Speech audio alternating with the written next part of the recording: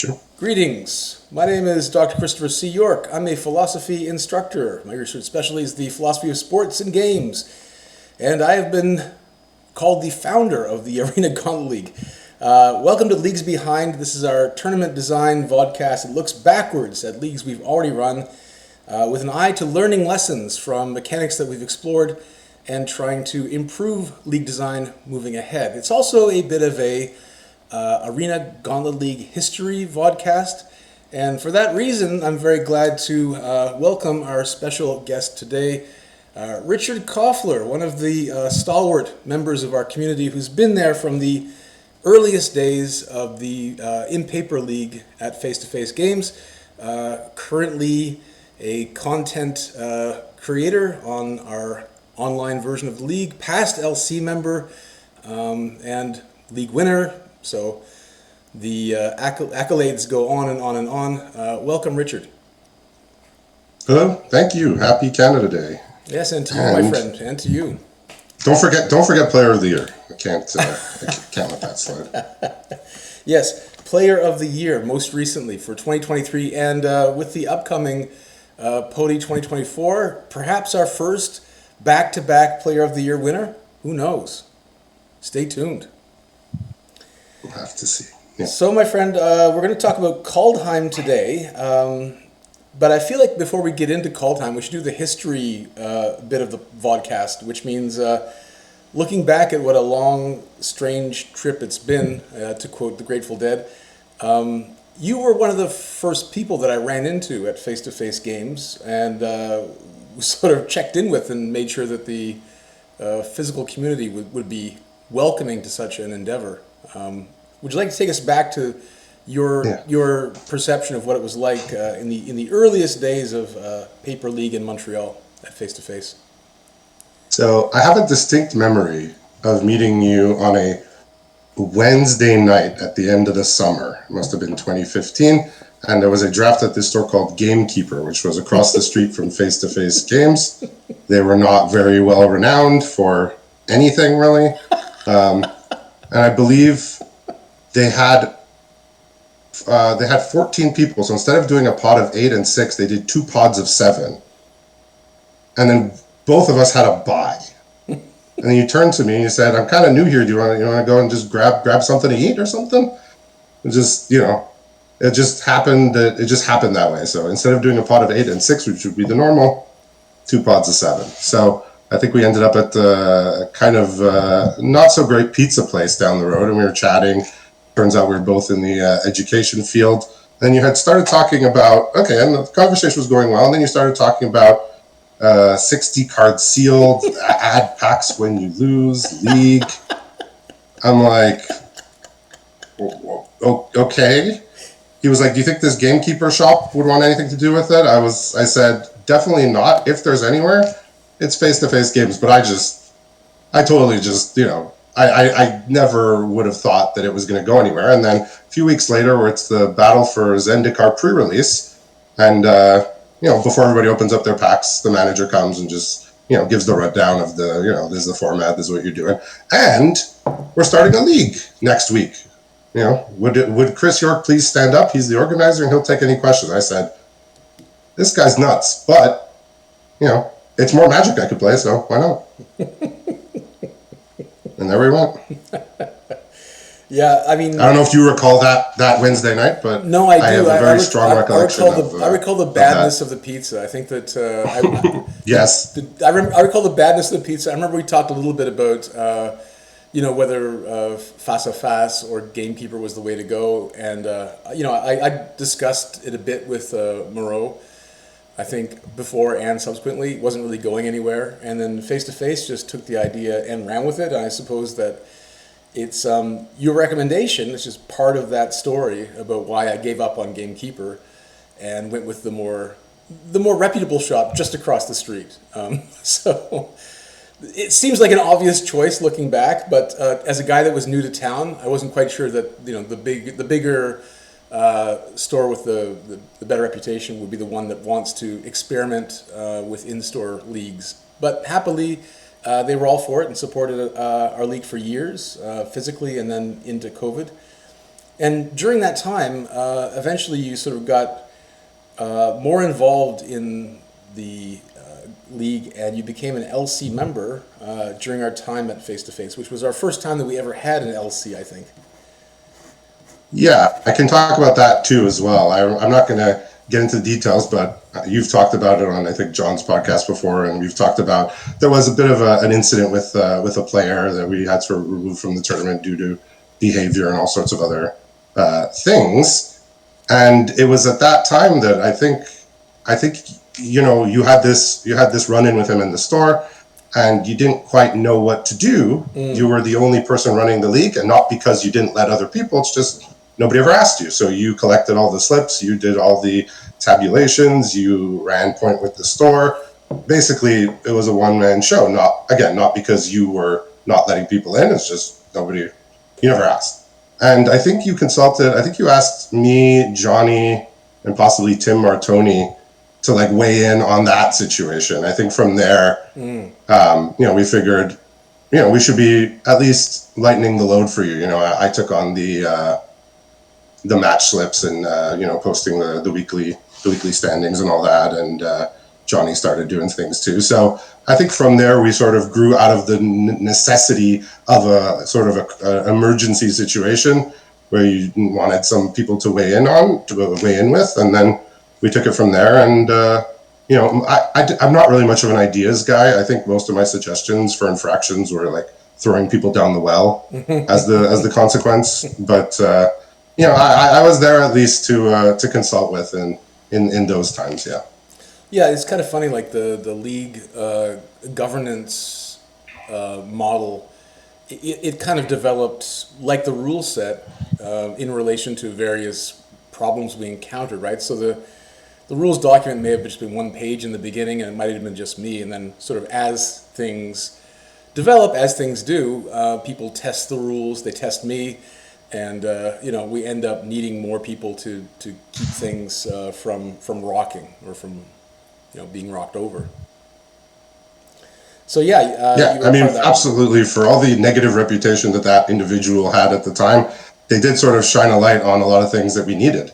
Tighter rules, and and he did say something like there shouldn't just be one person in charge of everything, and that's not wrong. So it's for all the negative things they brought, there was some good that came out of it. Yeah, just to sort of clear the shroud of mystery a bit without naming names. The player in question was offering to give out league wins for favors, basically, and playing what we would now call Kingmaker with those league matches. Yes. In an effort to box me outside of the top 8. So obviously, as tournament organizer, I need an outside perspective as both player and tournament organizer, as the one who's being affected and the one who is being expected to adjudicate the situation. Obvious conflict of interest, right? So I need. Yeah, and I think it was in the following league that you had the run in. Yeah, I believe something like that.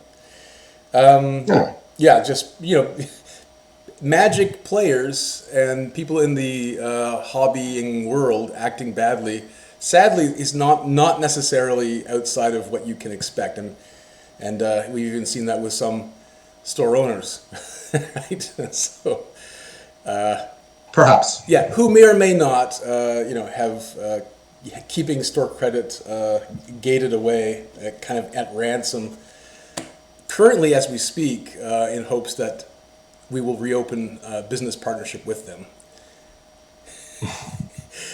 I have no comments. I got a phone call the other day from a guy saying, "Repair the relationship," screaming at the top of his lungs, which to me kind of strikes me as the behavior of somebody who doesn't really know how to take no for an answer. The relationship's over, but they're screaming at the top of lungs, Stella. I mean, that's how I'm in fences all the time. So yeah, exactly. yeah. You keep something of another person's ransom, and then you scream at them to restore the relationship. And I think that normally works, but not with me. Perhaps I'm not psychologically. Yeah. Now we can talk about the good things. Yes, but I mean, it's important not to forget that we've had to scrap a little bit to get where we're at, right? And scrap we have, right? So here we are. Speaking of Like I something, said, when you told me in that pizza place you wanted to start this league, I'm just thinking, oh, okay, sure, whatever. Like, go, go do it, but yeah, it's not gonna fly. No one's gonna jump on this. But look, it happened, yeah, and I was in from the beginning.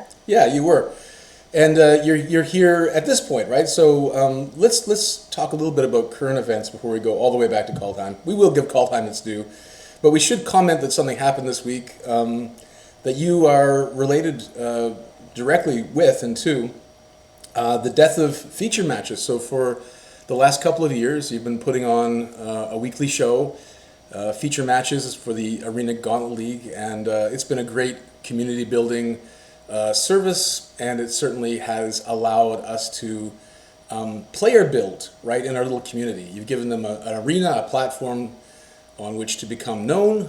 You've kept detailed records about their performance, and really done a great job, I think, of keeping people connected throughout their week of play. So it was sad news this week when you announced that you would no longer be doing your weekly feature matches. Do you want to speak a little bit about that? Yeah, I mean, everything comes to its end. Um, the last, I'll say, in the latter half of last calendar year, I'll say it was getting harder to find people. We would go until Monday, and I'd be posting things all day Monday. Can anybody please step up? Please do it. We don't want to cancel the matches. And eventually, you'd find people, but it wasn't without me having to like beg and plead continually. So that's when I started a few leagues ago, just asking people to do it by Sunday, 12 p.m., which is still like 6 days. Usually on Tuesday, I post the feature matches from the day before and, open the signups. And it happened that, once in each of the past 3 leagues that the matches didn't come together. And, here we are, Modern Horizons, our biggest league, 120 people still in it. And, with 1 hour left before the deadline, I have 4 people signed up. So, to me, it's a signal that for whatever reasons, it's run its course. No reason to keep it going if there's not going to be the demand, especially with the work that goes on my end. So, am I against reviving it in the future? Absolutely not. It could come back in the future, but I think this was a very clear signal with, our biggest league by far, and just not the amount of volume that we need for it. So, I kind of I want I enjoyed it the whole time. But sort of the frustration of not having people and having to post these things and content updates, 2, 3, 4 posts, takes away from the enjoyment. I will say that it makes me enjoy it a little bit less, and ultimately that's like a me problem. I know, but I do need a bit more engaged participation signing up, and it wasn't happening. Let me ask you a question. Would you? I mean, so it was kind of like an all or nothing kind of deal with you, right? So either you had 6 unique players, or the show wouldn't run. What about, like, let's say 4 people signed up? Why not just run 2 feature matches and forget the third? Or if just 2 people signed up, why not just run 1 and forget the other 2 that week? Yeah, so in the past, that was something that I had done. Like if I didn't get 6 people, I'd run with however many I got. But I think that just sends a message to anybody who hadn't signed up that they don't really need to sign up. Right? Okay. Anybody who is on the fence and says, "Well, if I don't sign up, they'll just do 2 matches." If he's posting, "I need 2 people left," and I don't sign up, well, they'll just do 4 matches, and I don't need to sign up. And I'd rather not create a culture of anything that encourages people to not sign up. Okay, well, does this mean anything for top 8 coverage going ahead, or are you still going to do Mega Draft coverage for the finals and whatnot? Well, I'm happy to do any type of other coverage at this time. And like I said, if the time is right, if there's demand, and if there's engaged participation, feature matches could return. And, it could be on a different day. I don't know yet. Right now, I'm not ready to explore that. But it's been fun. I've enjoyed it, and I would enjoy it again. Like I said, as long as we get the engagement. Okay, well that's good to hear, because mega drafts generally run. People show up for them, so it'd be sad if we lost Yeah. your distinctive voice on coverage completely because feature matches were canceled. No, this is not me stepping back and saying I'm not doing any of this anymore. It's just saying the feature matches in its current form has run its course. It's been great, but it's run its course. Okay. That being said, I feel like now we have to turn to give Kaldheim its due. Kaldheim was a league that sort of saw us go from the end of the 2020 calendar year into 2021. This is our first league we discussed from 2021. It had 74 players. Our winner was Tia T, and Tia was our first female league winner. Not our first international league winner because Francesco sold out the one before this. So our second finish, so our international league winner, and our first female league winner. Now, And to this day, I think only one of two, right? that's right. Females? I believe so. I believe so. We need a few more. So let's talk about the rules that made this tournament special. We talked a little bit about this before the podcast. So more or less, this is a vanilla league. Let's say, generally speaking, with the exception of one particular rule, which is the punishment pack mechanics. So, from memory, Richard, what was different about Kaldheim League rules-wise? All right. Well, before I get into that, I'll just mention something about the previous league, which was Kaladesh Remastered. But my experience in that league was I loved Kaladesh. It was one of my favorite sets. Has my favorite card of all time. You know, people know Cloud Blazer. And I was excited to play that league and play with those cards again. And, going throughout the league, I was planning to open Kaladesh packs because, like I said, I enjoyed the set very much. It was, at the time, one of my favorite limited formats. And every week, I was just playing against Planeswalkers for more of the Spark. And basically, I think everybody in the top 8 except Johnny and one other person had opened exclusively War of the Spark packs. I'm just playing against people. They're dropping Lilianas, they're dropping Gideons, they're dropping Nissas, who shakes the world. And I'm sitting there with nothing that can even come close to fighting that. And people felt it. Even the people who opened the War of the Spark packs felt it and said, it's just too much more powerful than what's going on. And so the league committee went the complete opposite direction, which is they said, you can open Kaldheim as much as you want, but if you want anything that's not Kaldheim, it has to be a random pack of standard. Yep. Yep. And so I guess that what this does, right, is it allows you to either stay consistent with the main set and sort of build on those snow-covered land synergies or the tribal changeling stuff, or you could kind of like gamble for a high-powered War of the Spark pack, but you might also get a subpar pack as well, which I guess is like what Guilds of Ravnica or something like that would be in the mix, or Corsets. Draws. Yeah. Corset, all sorts of stuff. And this was extreme to the point where, like, almost nobody went for this option. Just also, Kaldheim just happened to be a set that cared a lot about, stuff that's in the set, like snow and creature types, right, and all that. Like, in a set that's a bit more broad, not so specific to its own cards and mechanics, this might have been better. But I think this was probably one of the biggest misfires we've had as far as pack selection. Yeah, I think that this was secretly, Johnny's getting more involved in league design at this point. I think this might be Johnny's first covert attempt to make a mono set league by making the alternative just so terrible. It was really, really bad. I have no distinct memory of this, but I sense Johnny's hand in all of this. It certainly was his contribution that he says, regular REL and normal limited Magic tournament rules apply, because I think with the growing of the community online, we had more and more questions of, well, how is this different than a normal Magic tournament? How do you cover this fringe rules case, that fringe rules case? And so it was definitely Johnny's contribution to just say, well, let's just put in that regular REL and normal Magic rules apply, and that'll answer all those other questions. We don't need to reinvent the wheel, right? We just need to refer to a body of existing rules that cover everything that we will probably predictably encounter along the way. All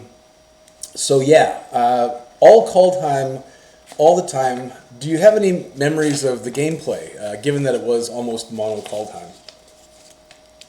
Well, I know that perhaps the reason why I'm on here is because this was actually my best ever actually regular, sealed portion of league finish.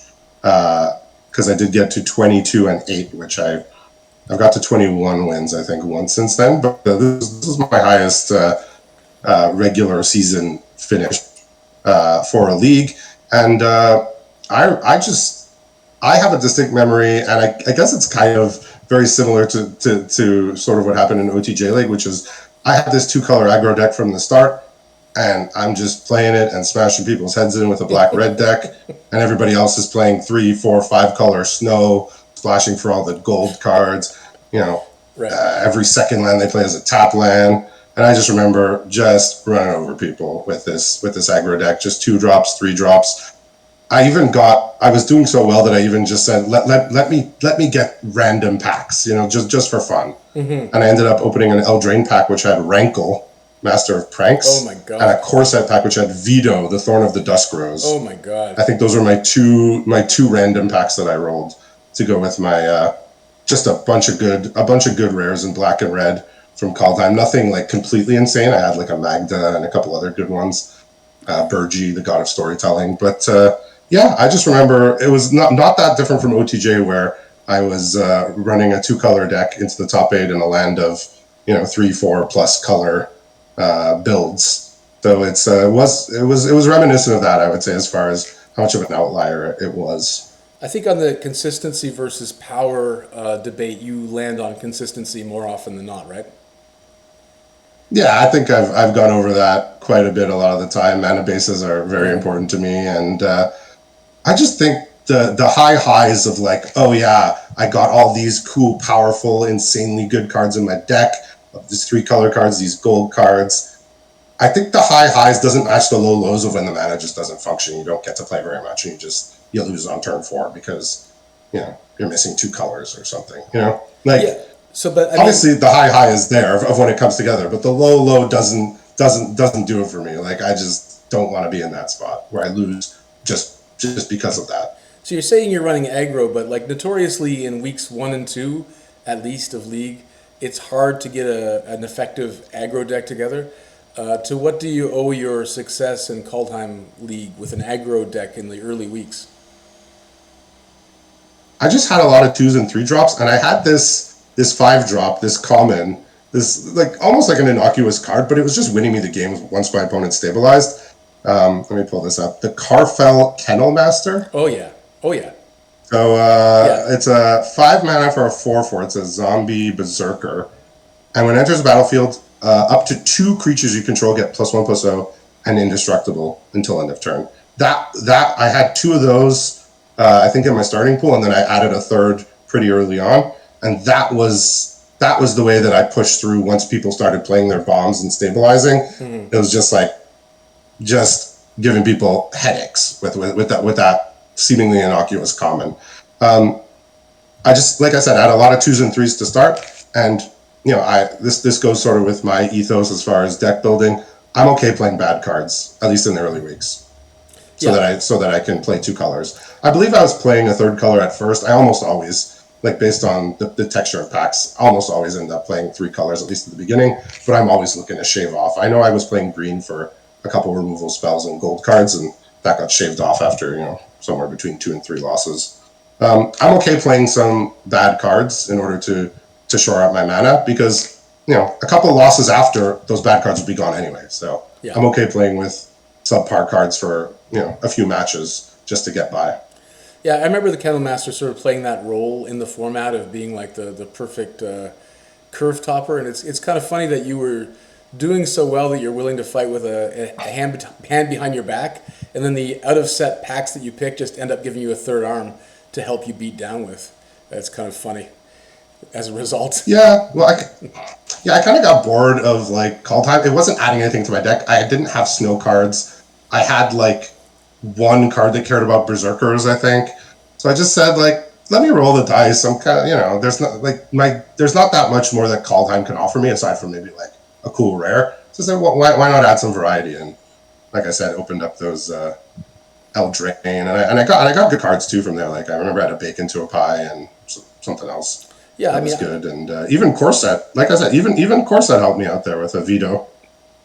yeah, I've always been of the mind that League's best when we let players make choices which are not necessarily strategically maximizing, but let them customize their decks and have fun the way they will. And I always feel like the joy for me is putting together a strange combination of janky cards, and making them look like they belong together, make it look like they were crafted to be in the same set. Look, everybody has different things that they enjoy. Like I said, I don't enjoy slamming 3-4 color decks together and praying that the mana works. But some people, they enjoy those decks. They like the power, right? Like when you play those decks, you have more powerful cards than your opponent who's playing 2 colors, like almost undoubtedly. So, and a lot of people like that, like the playing catch up game and taking over, and it's like, that's part of the Magic. Oh.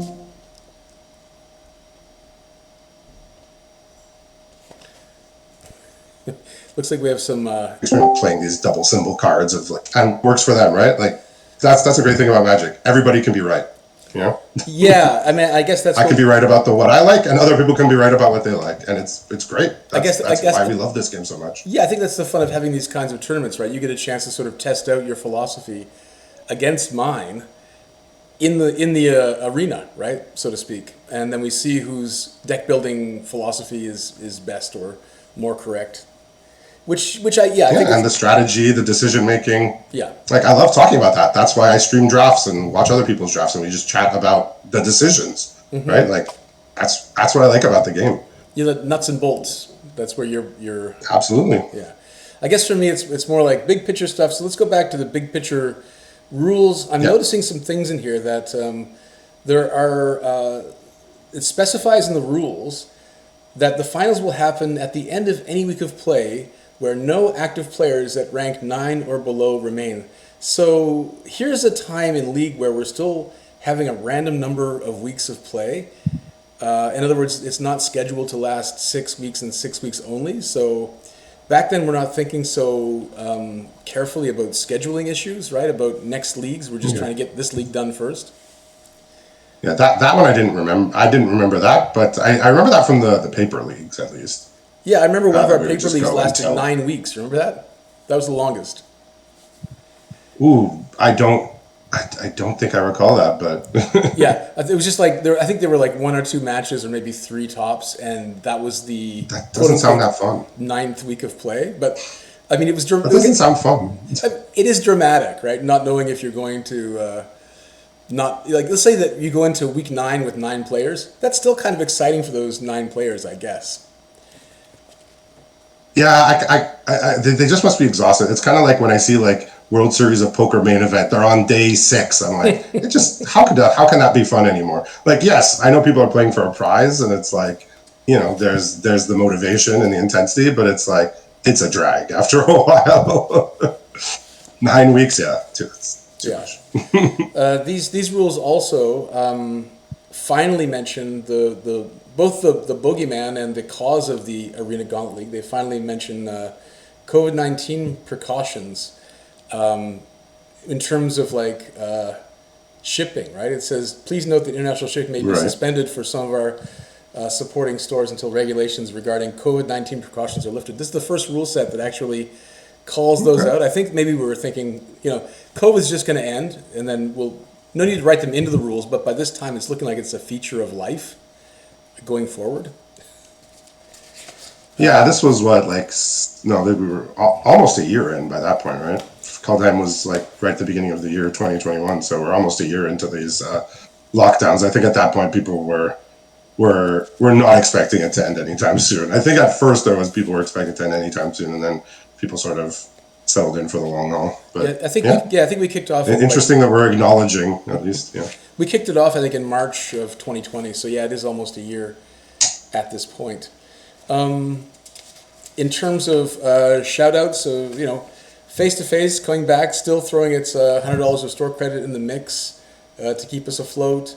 Crossover Comics giving $5 of store credit to every player that joins with a Canadian mailing address. So it's Canada only, but they're basically giving out a free coupon for their store. Go there and get a pack of Magic, I guess, and buy something else is what they were thinking. And then Three Kings Loot, which has the weird title at this time in the rules of monetized sponsor.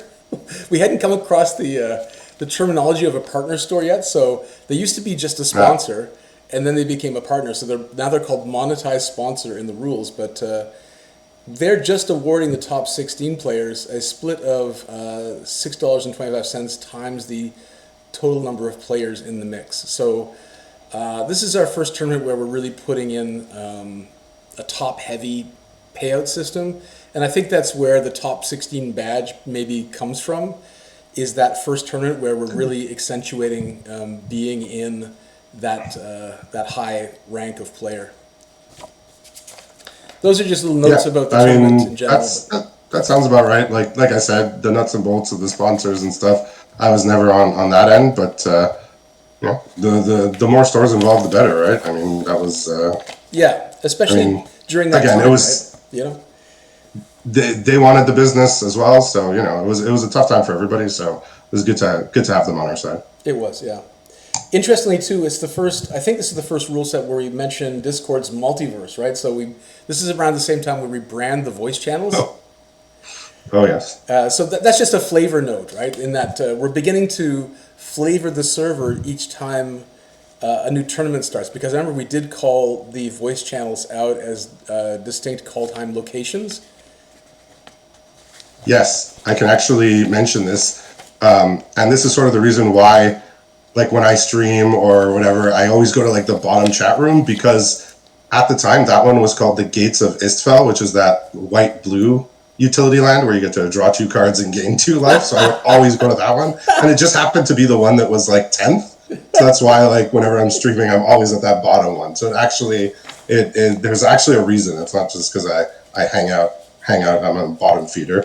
It was actually from that league. I would always go to that room because it was literally Cloud Blazer on a land. So there was the beginning of the branding, and I think you were dropping one each week. I think that didn't fly with most people. We were wondering why, but I remember one was being dropped every week. Yeah, that was a sort of weird thing that I tried out, but it just, as the number of players diminish, the need for multiple voice channels also diminishes. And so my idea was like, the different kinds of roots of the world tree were being chopped off or whatever, and then the decisive battle to win Kaldheim comes down to one voice channel. I think it had some flavor justification, but it didn't really pay off. It wasn't worth the confusion. Yeah. I remember Gates of Istfell went on the chopping block a couple of times, and I was very, very vocal. I think, and at that time I didn't realize how poor etiquette it was. I think I did a tag everyone. Oh. Please save Istfell. Oh. that might be... Look, I was new to Discord. Like, I didn't know that people would not look fondly upon that, but it worked. Istfell stayed. Yeah, as we are now, we're more evolved Discord users than we used to be. That's for sure. We've learned, and that might get you a warning these days, right? You ping everybody for saving Istfell. All right, so if you're it was worth it. It was worth it. Given your strategy, right? I remember that you used to do something that I thought was interesting. And I guess since you're here, I should talk to you about it. I called it the crocodile by the river strategy, right? So you would leave a couple of matches open towards the end of the week, and anybody who would come to the store or online who would be kind of creeping around close to Entropy's deadline, you would offer them matches. So Cameron? Yeah, and you would. So when they came, when the gazelle came down to the water, you'd be there to snap them up and show them the way to the afterlife. I call this the crocodile strategy, and I think you were the pioneer of it in League. So would you like to speak to a little bit to that, the development of that strategy and whether or not it paid off for you? I mean, that was more in the paper leagues. I don't think I ever really was doing that online too much. But yeah, in the paper leagues, I just said if people need matches, there's always people around looking for matches. I'll just wait at the store. I'd show up a few hours before the draft, the FNM draft, and when Cameron or whoever else would walk in needing a match, there I was. Look, it worked. Online, I never really ran into that. But my strategy usually is to play one game per day, or not to play more than one game per day, and I usually don't play on Fridays. I just find it's a better pace for me. Like, it just lets me clear my head after each match. Like how many times have I lost a match and been like, and then see my pack and it's been crap and I've been like, okay, I just want to get back in and play. It's like, I'm going to play worse than if I just take 5 or 10 minutes to look at my deck, look at the pack, and then find a match the next day. Like, that's just my style, and it works for me, right? Like, I think it's been documented that spike wise or optimization wise, play very early because you're playing against people with fewer punishment packs on a whole. The later you get in the week, the more packs are in play. That works for some people. For me, I like the one a day. Even when I win, I'm good. Just, take a break, take a breather. I don't have to do them all at once. There's a reason why we have a week, right? That's for me. That's been my strategy, and I've more or less stuck to that the whole time I've been online, honestly. Yeah, and I suppose that like some people have the philosophy of avoiding Friday night play because the sharks who are eager to, optimize their results will be there basically fighting each other, and it's better to avoid that. So it seems like your strategy is a little bit in the middle between the crocodile strategy and the get all your games done Friday night shark strategy. And I think that's part of the fun. Like you said, League lets you experiment the way you want with deck building. I think it also lets you experiment a little bit with like your strategy and pacing. And I think your approach is interesting. Like one a day, see who's out there, and it doesn't go lean too heavy in one way or the other towards the beginning or the end of the week. It's just like nice and spaced out. And it seems like you've gotten good results from that, generally speaking. Yeah, like I said, works for me. That's again similar to what I said with like strategies of deck building. There's no right or wrong way to do it. I mean, the wrong way is to get entropy and not play. That's the only wrong way. Yeah. But any way that you get your 5 matches, whatever works, right? If people want to do it all on Friday night, if people want to just jam them on the weekend, if people want to wait till Thursday and walk the tightrope to see if they can get enough matches, whatever works. I like the one a day. That's just my thing. But anybody, like I said, the only wrong way is to get entropy. Speaking of entropy, this rule recently has been softened, right? Entropy used to be a death sentence in the earlier leagues, but now it's so soft that players get a pack when they don't play their match. What do you think of that? Yeah, if I was on league committee, I would have argued strongly against that. Look, I know we're not here to punish people, but if you're not playing, you're not playing. Yeah. Like if you're not playing your matches and you're losing games, your deck shouldn't improve. And I mean, I guess I know the logic behind it is, well, then they'll never end up playing the next week, right? If they're going to be so far behind that if they go on entropy on week 2 and take 3 losses and don't add anything, well, they're so far behind they're not going to bother playing. But just play, okay, people. There's enough time in the week. Just play your matches. Yeah, I think another argument was that if they are going to come back from entropy and try to finish their tournament, if they don't have the strength of those extra packs, they're going to be prey to stronger decks and sort of make it worse in terms of king making. I think that's another argument for adding the entropy, the pack loss to entropy. Well, I mean, I get it. Look, I understand. Like, it's going to be demotivating, and it's going to just be, they could just show up knowing they're going to lose and just pick their opponents based on whatever criteria they wish. But at the end of the day, if you're not playing, you're not playing. I don't think I need to go too much more into that, but I will say on our first league at the store, I guess this was to weed out the casuals. Entropy had death touch, I like to say. Yeah.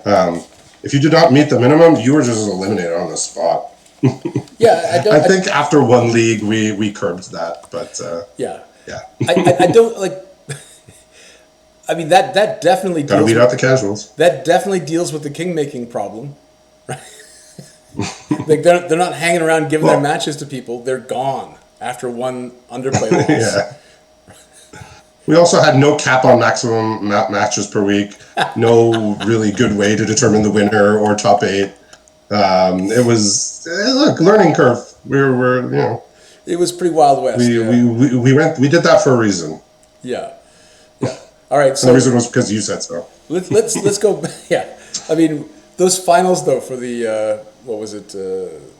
Zendikar. That was the Battle for Zendikar. Battle for Zendikar finals. Maybe you can take us down that road one more time because that's a story that we should commit to video. I think. You were so once there were 8 people that were not eliminated, so basically 8 people that had 10 losses or less, they basically people just play each other until they were eliminated. So 8 would play 7, until one of them got 11 losses. They just play as many matches needed, and then it would just go up the ladder. So at one point, I remember I came in and I had to either lose once or beat somebody. I had to beat them 3 times in order to stay in. I remember I was just sitting there all afternoon watching this guy just play everybody. And basically, it went until everybody had 11 losses.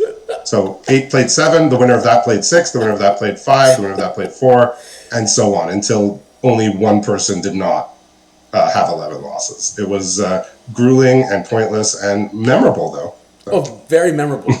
I feel like maybe we could do that easier online because it wouldn't have to be consecutive, right? Like, if we wanted to go back and play Battle for Zendikar the way the original rules dictated, it'd be very doable online. Doable, yes, but desirable. Perhaps maybe some not. people will be into Perhaps that. not. All right. So going back to Kaldheim one last time. So if we were doing this today, I like to ask all my guests, how would we do it differently? How should we do it differently to improve on the original recipe?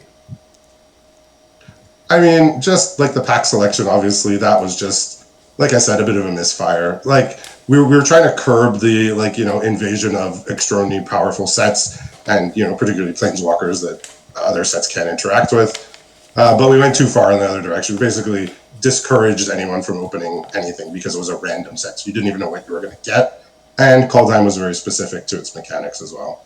So you would have to, I guess, I don't know what to do to stop people from taking War of the Spark. Maybe just say mono Kaldheim, I would say, perhaps. But, Well, nowadays we have these great minds on the League Committee that come up with these great ways of packs. You can only have this many packs. You can open a pack of something else at this juncture, but not at this juncture. And they put so much thought into it that they would knock it out of the park like they're doing now. So, I myself, I don't know what would be the fix to it, but I know that random pack of standard or Kaldheim was not the the ideal way to do it. let's say like if you are sort of caught between these two options and they were only these two options, and I'm not saying they ever are because, as you point out, people are inventing new ways to league every league. If you had to do like a mono set league or a chaos league, which one of those interests you more? I think the chaos is interesting. I've always liked that, but the thing, like, I'll just go on a little bit of a tangent about chaos. It's like what I like about chaos is like when they would have chaos drafts on Magic Online, and it would be like the old sets, and you would scrounge for playables, and 3 mana 2/1 flyer was like a good card, and like you had to make do with stuff. Nowadays the cards are so good that if you did chaos of like the last 2 years, it wouldn't feel like chaos. It'd just be like, okay, what's the most powerful cards? It's not like the chaos I like is like scrounging for playables, all like what they used to have onboard tricks like damage prevention, give attacking creature +1/+1, all these onboard things, like so many different little moving pieces, and pretty low power level, I would say. So chaos now is something different. Like we had our little like the face-to-face convention weekend thing in May, and I did like they called it chaos sealed or whatever, and it's all just like packs from the past 2 years, and it's like I still enjoyed it, but it's like just it didn't feel like chaos. It just felt like all powerful cards. Right. So working with the real jank, the real messy cards that you would never normally play, is part of the excitement for you. Yeah, that to me is chaos draft. Like the chaos draft with like the recent sets doesn't feel that chaotic to me. Yeah. And like we had the chaos with the chaos order with the win rate cards, and I mean, I guess it was nice to not have any like super unplayables or insanely over the top powerful cards, but it all just sort of felt in like all the cards fell here. Yeah. Yeah, and like it's still fun. The deck building was fun. The gameplay was interesting, but chaos to me should be a bit more chaotic, I think. I've been thinking a little bit about this, and looking back at like what we did with Kaldheim, and saying like you have a random choice between these standard packs. I feel like standard doesn't really mean anything anymore with regard to League. Like it used to sort of like keep people from having to buy expensive packs in the store, and that was really its function. But I feel like now that standard is not really a thing, and also price of packs isn't really a thing online. I feel like we can sort of make our own standard, and we can, basically pick 6 or more packs that synergize with the main set. And, like let's say, for example, we had Modern Horizons 2 as an available pack on Arena. We could make that part of the packs to support a Kaldheim league, right? Or any other sort of Yeah. any other sort of sets that benefit from Changeling or benefit from the snow-covered lands. I feel like you can sort of you can create your own standard if you have access to enough sets. I mean, you literally did that with the Ixalan Remastered, right? I think that was Johnny's project. Yeah, I mean, I think You curated cards from Ixalan and Rivals of Ixalan with supplemental cards from Arena that were on theme that's with Ixalan. that's like we built our own packs though, which is slightly different than what I'm talking Yeah. about. I'm talking about like a base set where you have the set already laid out by Wizards, and then you have 6 sets which thematically cross over or relate with those. Making your own Yeah, packs. standard nowadays, I don't even know what's in standard. I was watching the last standard pro tour, and I'm like, Kamigawa's still in standard? That's 2.5 years ago. What? Yeah.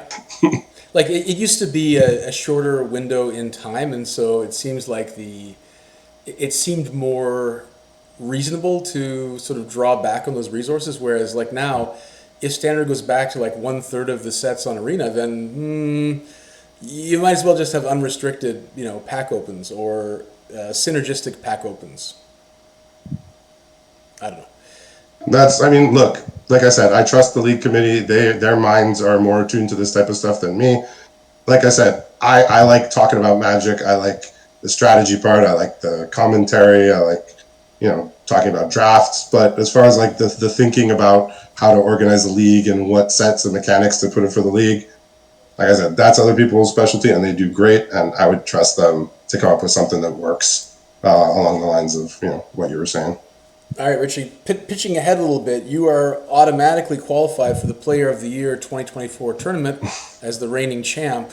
Anything you want to see in that tournament, or that you would advise avoiding for that tournament? I don't want to step on anyone's toes. I'm just gonna be along for the ride. I know last year there was a couple messy things people didn't love, like points. I think it was points carrying over. People weren't into. If you qualified for the next round, your points carried over, and then you had to make up points or something. I don't remember what it was, but I remember people weren't into it. Mm-hmm. And I remember some of the sets people felt were a bit random, why are these sets together and things like that. But like I said, I like playing Magic. Whatever you throw at me, I'll find a way. I'll find a way to make it work. And I'm not the ideas guy, so I'll leave the ideas to the ideas people, because they're very good at it. All right, Richard, thanks a lot for being my very special guest today, and for reminiscing about all things League with specific reference to Kaldheim. Appreciate your efforts. Hope to see you back out there doing your feature matches before too long. The community will miss it, and eventually I expect we'll ask for those to be back on Mondays or whenever you're willing to offer them. When the time is right, if the time is right, I'll still be around. So not to worry about that. Thanks again. Thanks. Yeah, thanks for everything, Richard. Talk to you soon. Thank you. Bye for now.